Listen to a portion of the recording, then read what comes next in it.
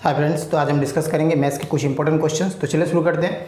तो दोस्तों यहाँ देखोगे जो फर्स्ट जो क्वेश्चन है यहाँ दिया हुआ है कि the average of 3 numbers is 154। ठीक है, the first number is twice the second and the second number is twice the third. तो आपसे पूछ रहा है कि द फर्स्ट नंबर क्या होगा। ठीक है, ऐसे क्वेश्चन इंपॉर्टेंट क्वेश्चन पूछे जाते हैं एग्जाम्स में। तो कैसे करोगे? तो दोस्तों यहाँ देखोगे सबसे पहले तो एवरेज दिया हुआ है। ठीक है ना, कितने नंबर का? 3 नंबर का, यानी तीनों नंबर का सम दोस्तों क्या होगा? 3 × 154। ये तो कंफर्म हो गया। तो अब हम नंबर को निकालेंगे कैसे? तो अकॉर्डिंग टू क्वेश्चन देखोगे यहाँ पे दिया हुआ है फर्स्ट नंबर है। तो ये अगर फर्स्ट नंबर है तो फर्स्ट नंबर क्या दिया हुआ है? First number is twice the second. ये जो है ट्वाइस द सेकेंड, दूसरे नंबर का डबल है। ठीक है, एंड सेकेंड नंबर, और जो सेकेंड नंबर है दोस्तों वो क्या है? Is twice the third. अब ये भी क्या है? ट्वाइस है किसकी? थर्ड का। तो अब देखोगे फर्स्ट नंबर जो है वो डिपेंड है सेकेंड पे, सेकेंड नंबर है डिपेंड पे थर्ड पे। तो हम क्या करेंगे, थर्ड वाले को अगर हम x एज्यूम कर ले तो सेकेंड नंबर क्या होगा? थर्ड अगर x है तो सेकेंड हो जाएगा 2x। Clear? And then first number फिर क्या होगा? अभी देखो 2 इंटू सेकेंड, तो सेकेंड आपको 2 मिला, 2x है, तो 2 से इंटू करोगे तो ये हो गया आपका 4x। यानी फर्स्ट नंबर हो गया 4x, सेकेंड नंबर हो गया 2x, and then third number को आप तो ले लिए हो x। क्लियर? अब देखोगे अब यहाँ पे दिया हुआ है कि द एवरेज ऑफ 3 नंबर। तो एवरेज यानी सम ऑफ द 3 नंबर्स क्या होंगे? First, second and then third. तो फर्स्ट नंबर अगर इस तरह से लिखे, first and then second and then third, तो तीनों नंबर का सम क्या होगा भाई?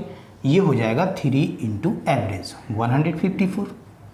ठीक है, तो देखोगे अब यहाँ पे तीनों नंबर, ये हो गया x, 2x and then 4x, तीनों को ऐड कर देते हैं तो कितना हो गया? ये हो गया आपका 7x, that is equals to 3 into 154। So 7 से अगर कैंसिल करेंगे तो ये हो जाएगा 7 2 जा हो गया 14, क्योंकि 7 तो नीचे आएगा, और ये अगेन 1 4, यानी 7 2 जा 14, यानी क्या मिला आपको? x का वैल्यू 66। x का वैल्यू आपको मिला 66। आपसे पूछा क्या है? First number. तो फर्स्ट नंबर हमारा क्या है? 4 into x. So first number दोस्तों हो जाएगा 4 इंटू 66। सो आंसर हो जाएगा 6 4 जा 24, 2 6 4 जा 24 और 2 26, यानी 264। ठीक है, तो इस क्वेश्चन का आंसर हो जाएगा ऑप्शन नंबर ए। अगर यही क्वेश्चंस में आपसे पूछता कि सेकेंड नंबर तो 2 से इंटू करते हैं, अगर पूछता कि फर्स्ट थर्ड नंबर तो हमारा जो 66 था वही हो जाता थर्ड नंबर। ठीक है ना दोस्तों। नेक्स्ट क्वेश्चन है कि the value of k for which the graphs of k minus 1 into x plus y minus 2 that is equals to 0 and 2 minus k into x minus 3y plus 1 is equals to 0 are parallel. Condition दे दिया हुआ है दोस्तों कि ये जो है ना लाइन, ये जो linear equation in 2 variable x and y, अब ये दोनों लाइन आपस में क्या है? इस तरह से पैरेलल है। ये कंडीशन दे दिया हुआ है। तो भाई पैरेलल का कंडीशन क्या होता है? अगर दो लाइन अगर लीनियर इक्वेशन इन 2 वेरिएबल अगर पैरेलल हो कंडीशन में तो क्या होता है? तो ये याद रखोगे a1 by a2 that is equals to b1 by b2 and not equals to c1 by c2। ठीक है ना। तो देखोगे अब यहाँ पे a1 क्या होगा? तो स्टैंडर्ड इक्वेशन इन 2 वेरिएबल अगर लिखे हम लोग लीनियर इक्वेशन इन 2 वेरिएबल तो ये होता है a1x plus b1y plus c1 that is equals to 0। तो यहाँ पे याद रखोगे दोस्तों a1 का वैल्यू है ये k minus 1 and then b1 का वैल्यू है यहाँ पे कुछ नहीं है, दैट मीन्स 1 है, एंड देन c1 हो गया आपका -2। इसी तरह से इस वाले इक्वेशन में भी सेम प्रोसेस होगा। ठीक है, तो अब यहाँ पे हम लोग यूज़ करेंगे इस फॉर्मूला को यूज़ करें क्योंकि कंडीशन दे दिया हुआ है पैरेलल। ठीक है ना।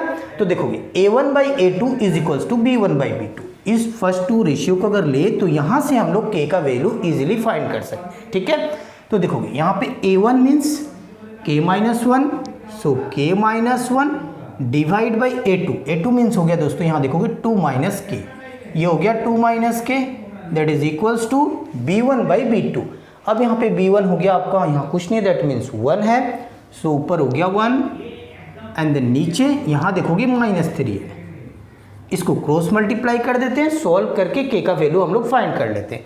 तो ये -3, ये हो जाएगा आपका -3k minus minus +3 and then is equals to, ये हो गया आपका इंटू 1 से करोगे तो सेम ही होगा 2 - k। इस k को इस साइड लाओगे प्लस होगा, सो 3 - 1 करेंगे तो ये हो जाएगा आपका -2k। क्लियर? एंड देन इसको उस साइड लेकर जाओगे तो ये हो जाएगा -1, क्योंकि 2 - 3 करोगे -1, माइनस माइनस कैंसिल, यानी k का वैल्यू क्या मिला, इस 2 को नीचे लेकर आएंगे 1/2। तो इस क्वेश्चन का आंसर हो जाएगा 1/2। ऑप्शंस में देखोगे ऑप्शन नंबर हो जाएगा फर्स्ट करें। तो दोस्तों ऐसे क्वेश्चंस आप मेरे चैनल में देखना चाहते हो, नए हो तो चैनल को सब्सक्राइब करके बेल आइकन को प्रेस कर लीजिएगा ताकि आने वाले वीडियो का नोटिफिकेशन आपको आसानी से मिल सके। दोस्तों नेक्स्ट क्वेश्चन है, the length of a shadow of A vertical tower is 1/√3 times it's height. तो ये दोस्तों जो क्वेश्चन है ये एंगल ऑफ एलिवेशन या फिर आप बोल सकते हो कि ट्रिग्नोमेट्री के क्वेश्चंस है, हाइट एंड डिस्टेंस के क्वेश्चंस। इस क्वेश्चंस को हम लोग कैसे करेंगे, तो यहाँ पूछ रहा है कि एंगल ऑफ एलिवेशन ही आपसे पूछ रहा है, ठीक है ना। तो दोस्तों इस क्वेश्चंस को कैसे करोगे, तो सबसे पहले यहाँ देखोगे, मान लेते हैं सपोज ये एक टावर है, ठीक है। The length of the shadow of A vertical tower is, अब ये वर्टिकल टावर है, अब इस वर्टिकल टावर का ये शेडो, अब यहाँ पे ये स्टार्ट है, सपोज ये ले लेते हैं यहाँ से, तो अब इसका शेडो आएगा इस तरह से, तो मान लेते हैं यहाँ तक इसका शेडो आया, ठीक है। तो अब ये शेडो हो गया ना टावर से लेके यहाँ तक, क्लियर। और ये हो गया आपका हाइट ऑफ द, लेंथ बोल सकते हो, length of the tower, height बोल सकते हो, क्लियर। अब देखो, अब आपसे पूछ रहा है कि एंगल ऑफ एलिवेशन, तो ये जो एंगल बनेगा दोस्तों ये क्या होगा, थीटा, यही हो गया आपका एंगल ऑफ एलिवेशन। इसे हमें फाइंड करना है, ठीक है। तो दोस्तों अब इस क्वेश्चंस को कैसे करोगे, तो सबसे पहले यहाँ देखोगे दिया क्या, the length of a shadow of A vertical tower is 1/√3 times it's height.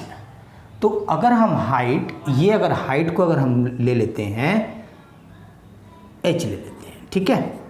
तो लेंथ ऑफ शेडो यानी ये जो शेडो है दोस्तों, दिस इक्वल टू दे दिया हुआ है, length of shadow this equal to दे दिया हुआ है 1/√3 टाइम्स ऑफ हाइट, क्लियर। तो हाइट को अगर दोस्तों हम x एज्यूम कर लेते हैं तो शेडो फिर क्या हो जाएगा, लेंथ ऑफ शेडो ये हो जाएगा 1/√3x, सो ये हो जाएगा 1/√3 इंटू x, क्लियर। अब हमें फाइंड करना है angle of elevation, that means theta का वैल्यू। तो दोस्तों यहाँ देखोगे, ये जब भी होगा ऐसे क्वेश्चंस जब भी आए हाइट एंड डिस्टेंस का, तो ये हमारा जो एंगल होगा ये 90 डिग्री। अब ये राइट एंगल ट्रायंगल फॉर्म्ड है, तो ट्रिग्नोमेट्री हम लोग कैसे इसे रेशियो में यूज़ करते हैं, तो याद रखोगे हमें, हमारे पास ये हमें फाइंड करना है, तो इसका अपोजिट वाला मैंने बहुत सारे वीडियो में बताया भी हूँ कि अपोजिट वाला जो होगा ये परपेंडिकुलर होता है, और ये इसका जो एडजेसेंट सामने वाला होगा बेस होगा, और ये इसके 90 से मतलब नहीं है, ठीक है ना। h means hypotenuse. अब हमें निकालना है थीटा का वैल्यू, तो tan थीटा यूज़ अगर करेंगे तो ये होगा p/b यानी परपेंडिकुलर बाई बेस, ठीक है।